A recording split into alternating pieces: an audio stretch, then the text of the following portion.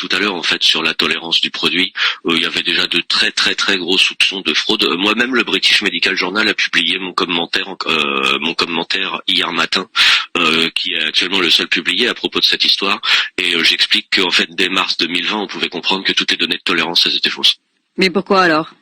En fait, quand vous lisez la notice américaine du produit, on vous explique que les réactions allergiques aiguës graves, y compris les chocs anaphylactiques, n'ont été détectées qu'en post-commercialisation. Donc si on vous écrit ça, ça sous-entend que pendant les essais cliniques, il n'y en a pas eu.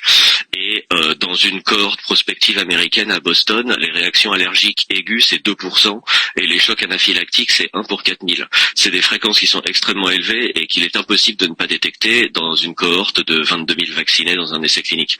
Je veux dire, 2% de 22 000, ça doit faire à peu près 400 personnes.